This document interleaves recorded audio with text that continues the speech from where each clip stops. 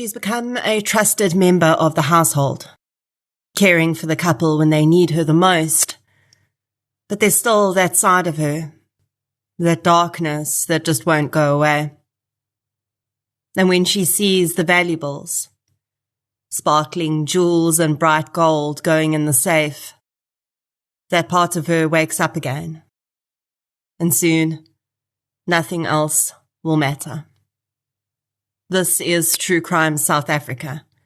I'm Nicole Engelbrecht, and you're listening to episode 145, The Murder of Marie Verwey.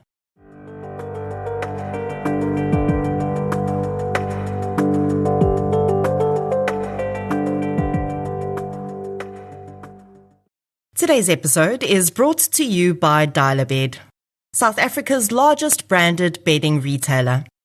We all know that getting a great night's sleep makes us happier and healthier, so Dial-A-Bed is on a mission to make it as easy as possible for you. Shop at 76 stores nationwide or online at dialabed.co.za.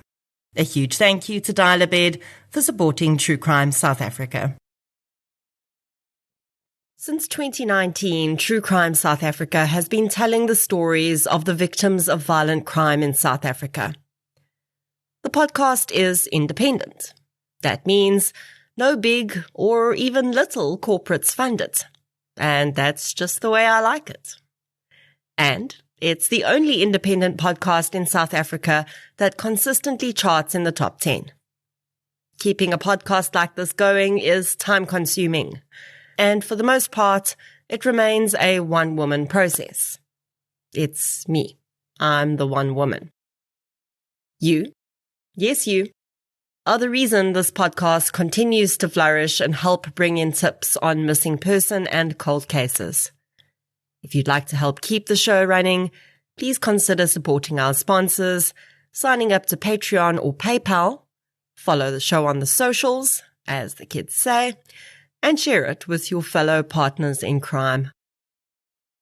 You can find our social links and learn more about our sponsors at True Crime South Africa/donate. Shout out to this week's Patreon and PayPal superstars. A huge thank you goes out to Eloise Stein, Trish, Donna Kendall Ball, Henri Olivier, and Adele Beneka for your support on Patreon. Thank you so much, everyone. Patreon supporters get one additional exclusive episode a month, a shout-out on the pod, and other exclusive content, including Q&As with me, as and when it's available. It's a minimum of $1 a month. I think you should do it. Please. And thank you. Kia ba.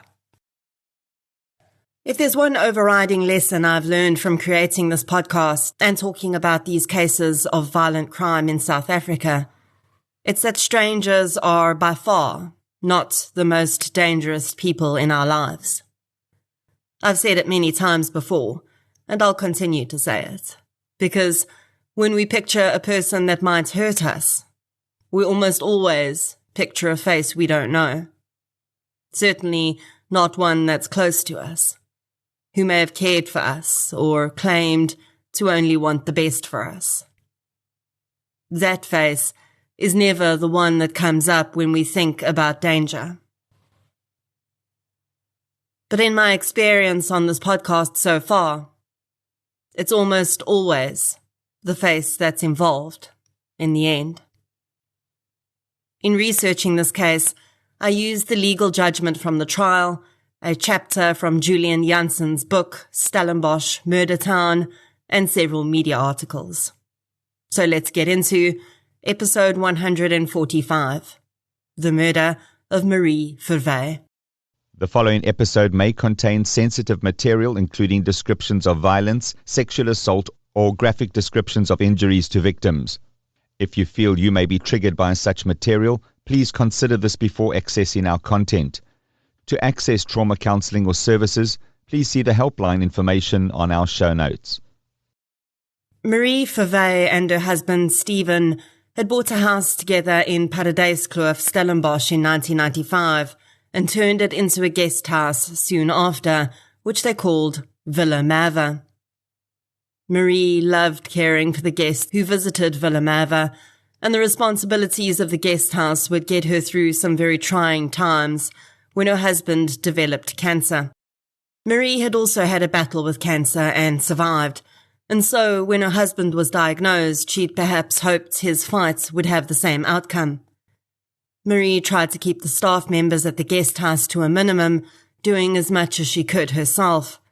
She and Stephen did have a woman who had worked for them for more than 2 decades in the role of housekeeper, and Emily Julius fit seamlessly into the household. When Stephen fell ill, though, the duty of care became too much for Marie and Emily, so a new carer was hired to assist. Nicole Geldenhuys lived in nearby Paarl in 2014 when she started working for the Verweys, and she'd recently finished working at a hospital. Before that, she'd worked at several restaurants as a seasonal farm worker. What the Verweys would not know, though, is that Nicole had had a very rough beginning in the world, and some of that had not quite left her. Nicole was raised predominantly by her grandmother. Her father had left her mother when her and her siblings were very young and hadn't contributed financially. Her mother struggled to make ends meet and admitted that Nicole's childhood was, quote, hell on earth. Nicole started to exhibit negative behaviors as she moved into her teens, and by the time she was 14, she'd run away from home. She lived between friends and sometimes on the streets for 2 years, until she returned home when she was 16. Her family said that at this time it really seemed as though she wanted to start afresh and change her life. She started working and contributing to the community and church projects, and things seemed to be going really well. Nicole would have 2 children during this time who she cared for, and although her life in general was looking up and it appeared as though she may be able to break the cycle of her challenging childhood, when she was working at a restaurant, she fell foul of the law. Although the details of the crime are not available, Nicole was convicted of a financial crime, which seemed to include her having stolen the restaurant's money. It doesn't appear that she was given a prison sentence for this crime, but it was on her criminal record, and when Nicole applied for the position in the Verweys household, she was asked whether she had a criminal record, and she didn't inform the couple of what she'd been convicted of in the past. Now, this is not uncommon for people who've made some mistakes in their past and ended up with a criminal record. It's incredibly difficult for most people to find employment, and even more so when you have a bit of a questionable past. Of course, she should not have lied to the Verweys, and it would seem that this would eventually be only the first of many lies, and even deeper deceptions Nicole would be guilty of. She was hired by the Verweys, though, and seemingly did a good job of caring for Stephen. Sadly, Stephen Verwey passed away later on in 2014, but Nicole stayed on to help Marie, whose health was also not great. Although her shifts were reduced, Nicole still helped with small tasks Marie needed assistance with. She would paint her nails, help her to get around the house, change her into her nightclothes, and read to her from the Bible. After Stephen passed away, the Verwey's son, Francois, moved in to help his mom with the guest house and keep her company. He started to notice that Nicole very often told lies, sometimes about small things that happened around the house, but very often about where she was on the day she failed to report for duty. Eventually, Francois had caught the woman in one too many lies, and he informed her that they would no longer be using her services. For a long time, Marie was cared for by other carers during the day, and Emily Julius remained as a steadfast and trusted member of staff. She had been friendly with Nicole while she was working there, and often asked the woman to arrange boxes of grapes from a contact she had. After Nicole was no longer working in the home, Emily still occasionally spoke to her and ordered grapes from her. During 2016, Nicole contacted the Verweys. She told them she missed the family and asked if they had any shifts available for her to care for Marie. She'd be grateful to work for them again. Marie Verwey was a soft-hearted woman. She knew that Nicole had children to feed, and she was willing to give her a second chance, with just a few shifts to start off with. Everything went well enough, and on the 12th of February 2017, Nicole arrived for and successfully completed another shift at the Verweys. 4 days later, on Thursday the 16th of February, around lunchtime, Marie Verwey asked her housekeeper Emily to walk to the shop for a few items they needed. Marie had a hankering for oxtail stew and asked if Emily would walk to the supermarket, which was just 850 meters from the guest house, and see if they had any. Emily agreed and set off. She left the front door open to let some air circulate through the house on the hot summer's day, and locked the security gate. Marie was very security conscious, and even though the neighborhood was relatively safe as far as South African neighborhoods go, Marie wasn't taking any chances, and knew very well that bad things could happen without warning. In fact, Marie wasn't just security conscious, especially since her husband had died and her son worked outside of the house during the day. She had a very specific fear that someone would break into her house and murder her with a knife. It's likely that this specific nightmare was so horrifying to Marie because at 81 years old and with several different physical ailments, she found it difficult to get around a lot of the time without assistance, and she usually used a walking device to stand up. She likely knew that there was simply no way she'd be able to flee from an attacker. That afternoon, Emily Julius made her way to the store, picked up the items Marie had requested, and then walked back to the house. When she arrived, she immediately saw that the front door was closed. She thought maybe the wind had blown it closed, but when she unlocked the security gate and tried to turn the doorknob, it didn't budge. It was locked. She knocked, and when Marie didn't respond, she walked around to the back of the property. There she found all the security gates unlocked and standing open. Emily tried phoning Marie on her cell phone and the landline, but there was no answer. The woman felt very strange about what was happening and decided to go next door and ask the neighbor to enter the house with her. The man living next door had known the Verweys for many years and was more than happy to assist Emily, hoping Marie hadn't fallen and injured herself. He also understood that Emily was afraid to enter the house on her own, so he told her to wait in the backyard and he entered the house through the kitchen. He slowly made his way up the passage, calling out to Marie with no answer. Then he stepped into the lounge, and he understood why Marie was not answering. 81-year-old Marie Verwey was seated in her favorite chair. It was the chair that was most comfortable to her aching bones, and she spent more time sitting there than anywhere else in the house most days. The man was used to seeing Marie in the chair when he occasionally visited, but on this day, Marie had been savagely attacked in the chair. Blood covered the woman's clothes and skin from head to toe, and had begun to pool at her feet. The neighbor could find no signs of life. Marie Verwey had been murdered in her own home. The mobile panic button she wore around her neck had seemingly been useless to her in that moment. The neighbor ran outside and told Emily to phone police.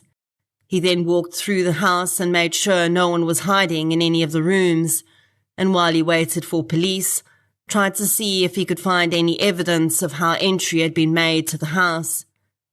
All he could find was a single footprint near the swimming pool, which would later be found not to have been linked to the crime at all. Emily swore that the gates were locked when she left, so Marie had to have opened the door to her murderer. Sadly, Marie's son, Francois, would discover that his mother had been murdered on a neighbourhood WhatsApp group. Neighbours began sending alarmed texts to the group about police cars arriving outside Villa Mava, and then someone mentioned the elderly owner had been murdered. He rushed home to find the house cordoned off.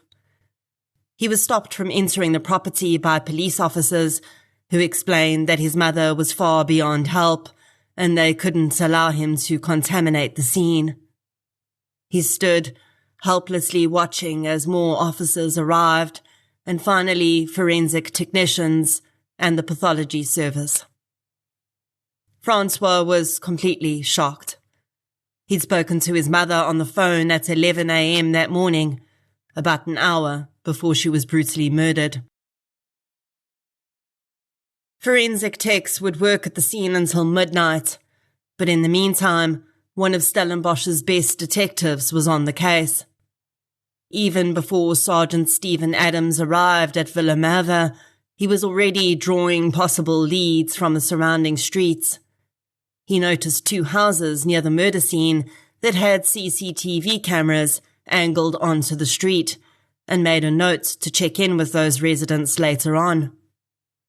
Upon arriving at the house, Adams surveyed the scene, and once Marie's body had been removed, asked Francois to walk through the house with him and let him know if anything had been taken. Marie's cell phone was missing, and Francois discovered that a significant amount of jewellery was missing from the 2 safes in the house. The safes had been unlocked, using the keys that Marie carried with her everywhere. On the same bunch were the keys to all the doors in the house, including the front door, which had been found locked when it was left unlocked when Emily left for the shop. The value of the jewellery stored in the safes, as well as a pricey camera Francois had purchased for his mother as a gift years before, was about 700,000 rand. Sergeant Adams set about getting more information from Francois about his mother, her business, and the staff members they had hired over the years. The nature of the murder seemed very personal. Even before having the autopsy results, Adams could see that Marie had been stabbed a huge number of times, and the viciousness of this spoke to anger and very likely a personal connection. In addition, it seemed the killer, or killers, also had intimate knowledge of the house, where the keys were kept, and where the most valuable items were. Francois was happy to hand over all the information of the people they'd employed in the past, but said they'd only really had one negative experience with an employee, and that was with Nicole Geldenhuys. There had been 3 guests booked into the guest house that day. None of them had checked in by the time the murder occurred, thankfully, but all were turned away and had to find alternative accommodation as they arrived to see the guest house surrounded by police cars. On his way back to the office that evening, Adams stopped in at the 2 houses he'd identified as having cameras. One resident unfortunately told the officer his cameras actually didn't record, and they were just for him to see what was happening in the street outside his home without him having to go outside. The other resident, though, was happy to share his footage with the detective and said he would call Adams as soon as it was downloaded and ready for him. Early the next morning, Sergeant Adams looked up Nicole Geldenhuys's address and paid her a visit. The woman was at home with her boyfriend, Romeo Hendricks. As Adams entered the property, he noticed a white Nissan Sentra with a black bonnet parked on the premises. He asked Nicole where she'd been the day before. She claimed she and Romeo had been doing a few errands and they dropped his mom off in Gouda. Adams asked if they'd used the Sentra parked in the yard, and Nicole said no, it wasn't running. At the end of the conversation, Adams informed Nicole that Marie Verwey had been murdered. Nicole appeared shocked and horrified at the news, and Adams told her to remain available for phone calls and visits, as he may want to speak with her again. Later that afternoon, the resident of Marie's street with the footage called Adams, and he went out to view it. He watched as Emily Julius passed the camera walking to the shop, just as she said she'd had. Not long afterwards, a car passed the camera and parked in front of Villa Mather. The vehicle appeared to contain 4 occupants. It was a white Nissan Sentra with a black bonnet. Less than 48 hours after Marie Verwey's murder, Nicole Geldenhuys and her boyfriend, Romeo Hendricks, were taken into custody. Adams confirmed that the Sentra was indeed running. In the back seat, he also found a camera bag with the same very expensive brand of camera Francois had mentioned buying his mother. He would later confirm that it was the same camera. Nicole Geldenhuys almost immediately admitted that she'd played a role in the crime, although her versions thereof would change, and her ultimate believed level of involvement would not match up with the evidence that would come out. She told Adams that she'd let slip to Romeo Hendricks about the jewellery she'd seen at the Verwey's home. She'd allegedly seen Francois putting the items into the safe one day and was shocked at how much had been there. After Romeo had the information, she said a plan had been formed to rob Marie, but she claimed that murder was never supposed to be part of the plan. Both Geldenhuys and Hendricks were held in custody. On the Saturday following the murder, Marie's autopsy was conducted. The pathologist recorded between 50 and 65 stab wounds on the woman's body. She'd stopped counting at 50 because some wounds were doubled over, where she'd been stabbed twice in one place, and it became difficult to identify original wounds.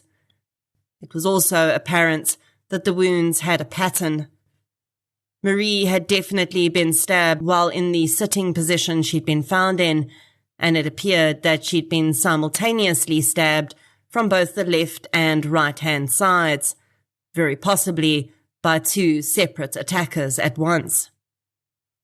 Marie had sustained defensive wounds to her hands as she tried to fight back, but she'd been unable to get up because both her walker had been moved away from the chair, and the sheer ferocity of the attack would have blindsided her.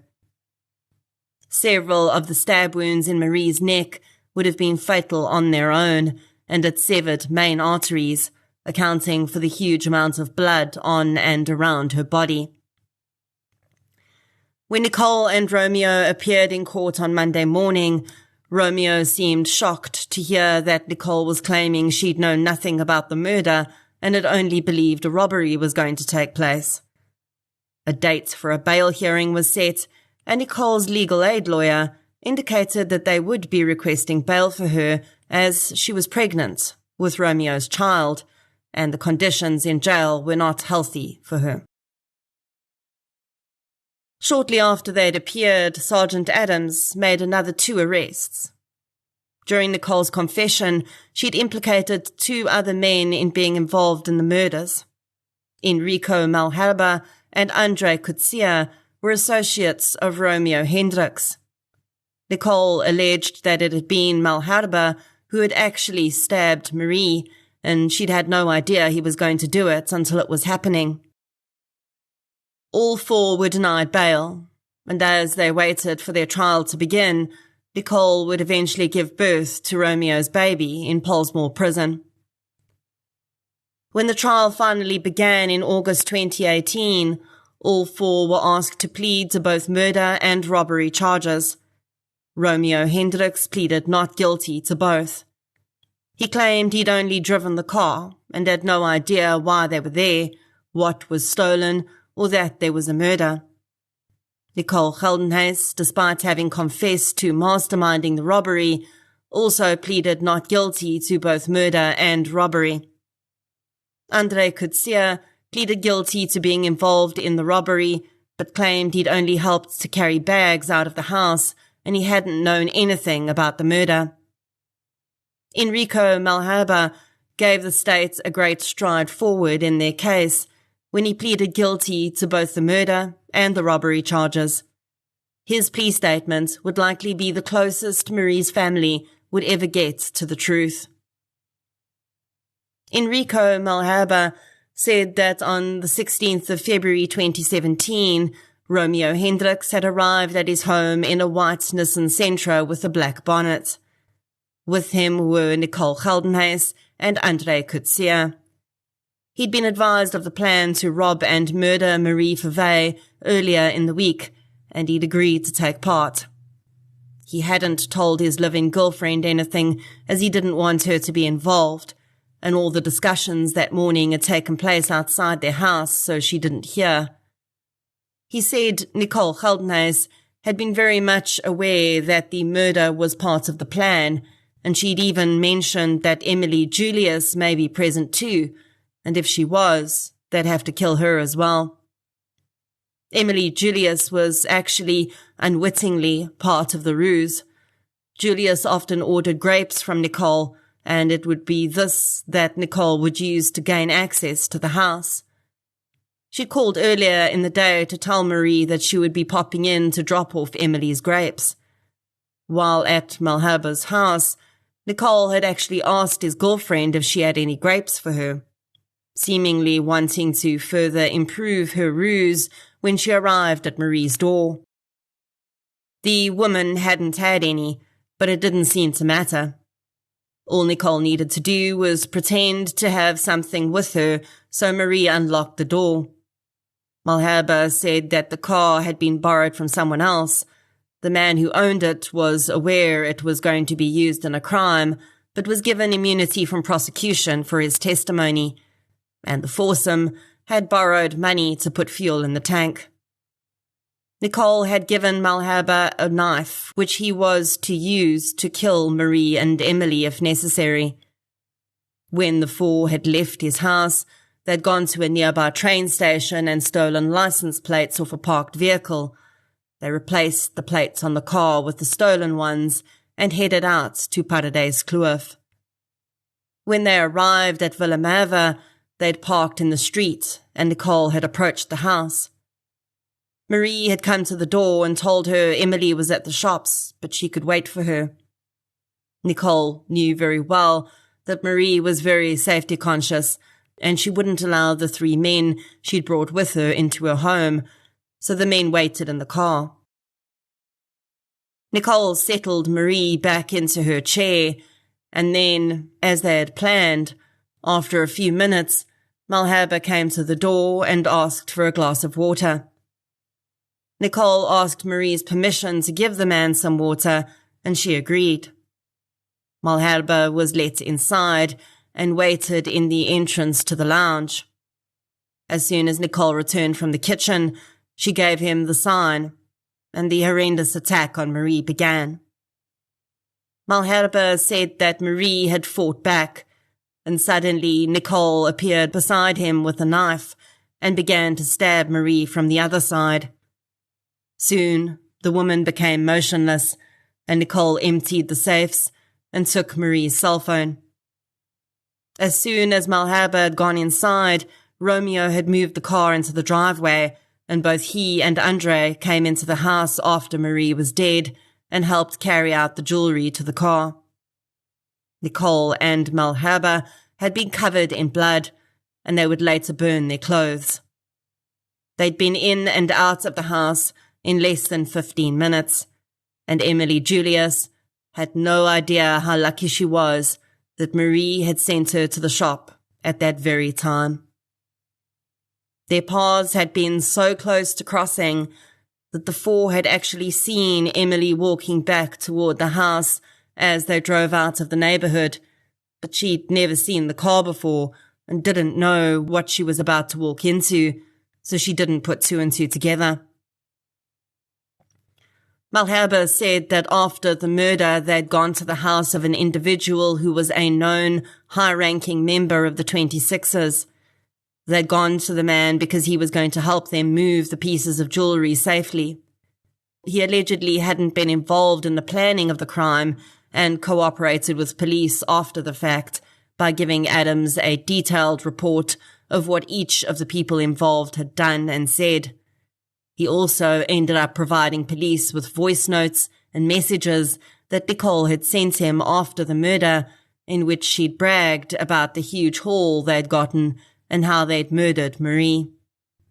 This was excellent evidence against Nicole's claims that she'd been shocked and horrified that Malherbe had killed Marie.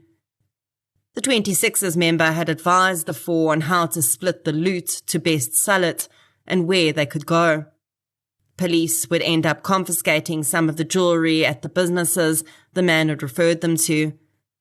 They'd also gotten CCTV footage from one of the gold purchases, which showed the moments Nicole had gone with Romeo to sell some of the stolen items. She had a broad smile on her face and seemed elated in the footage, again in direct contrast with her claims that she'd been terrified and remorseful that Marie had been killed. Emily Julius was also called to the stand, and she testified that as soon as she heard the jewellery had been stolen, she'd actually tried to get in contact with Nicole because throughout the years that the women had worked together, Nicole had regularly dropped comments about wanting to get her hands on Marie's jewellery. Emily had always thought Nicole was just talking, but the murder had made her wonder if she'd actually done it.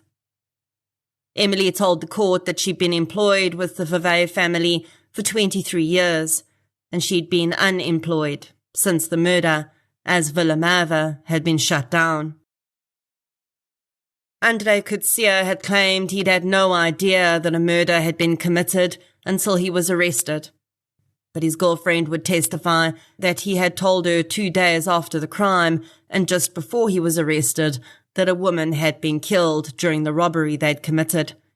He also said he'd been so high on drugs that he'd had no idea what was happening and he'd just been along for the ride. This was also proven wrong in court when Coetzee's uncle testified that Andre had told him before the robbery that it was going to happen. After a month of evidence being put forward, which all stood against her, Nicole Geldenhuys told the court in September 2018 that she wanted to tell the truth to clear her conscience. But even then, the truth for Nicole Geldenhuys was a variable concept. She still denied that she'd helped to stab Marie, but admitted that she was aware that there was a chance the woman would be killed and hadn't done anything to stop it when it happened. She still claimed to have been afraid of the men in the group, something which was clearly proven false by the evidence they had of her bravado and excited attitude after the murder. While on the stand, she apologized to Francois. He said he could never accept her apology. Romeo Hendricks continued to claim ignorance of everything and said he was just the driver and he'd never gone inside and hadn't known a murder was going to be committed. In February 2019, the judge was ready to pass down judgment to the four. From the outset, it was clear that he had not believed any of their stories about not being involved or aware of certain aspects of the crime. He described the crime as a pack of hyenas descending on a helpless victim, and said that while there were certainly varying degrees of culpability, he found them all guilty of all the charges against them. The judge also noted that Nicole Geldenhuys had been the mastermind in the group. He believed that her plan to rob and murder Marie had been hatched many years prior, possibly even before she'd met Romeo Hendricks, and she was just waiting for the right people to come along to commit the crime with her. During the sentencing phase of the trial, Nicole's childhood challenges were raised in possible mitigation. It also emerged that her behaviour while incarcerated thus far pointed to her possibly having a personality disorder. She had gotten involved in many fights, was impulsive and aggressive, manipulative, and behaved in a deviant manner. In June 2019, the judge was ready to sentence the four.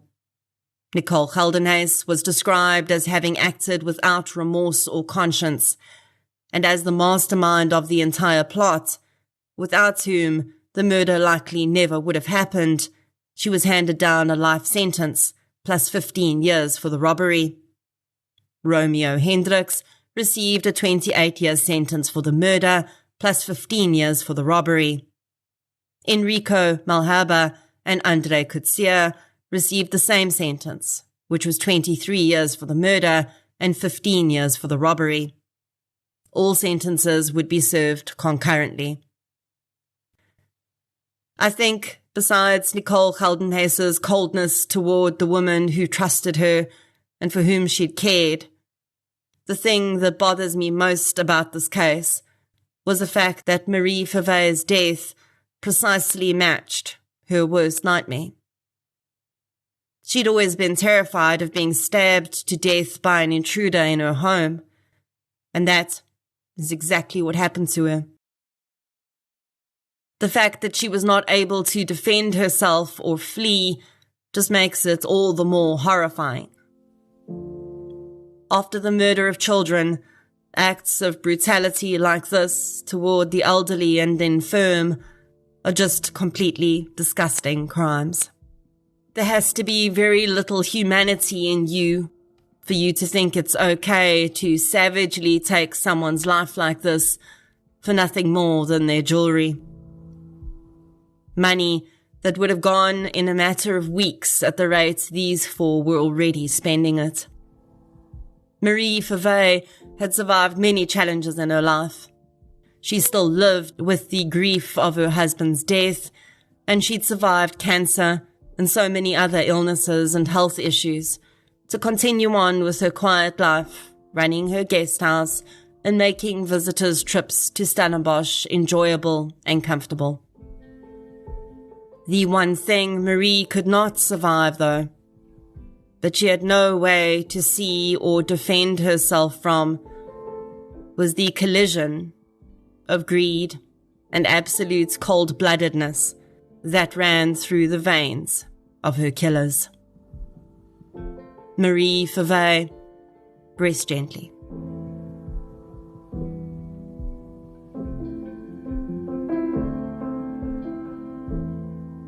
If you'd like to hear more victim-focused true crime content, please subscribe to True Crime South Africa on Spotify or the platform you're using to listen right now. If you're looking for something still related to real-life stories, but often with a more positive slant, you can check out my new podcast series, I Lived Through This. You can follow both podcasts on social media. We're on Facebook, Twitter, and Instagram. I'll be back next week with another episode. Until then, thank you for your support, and I'll chat to you soon.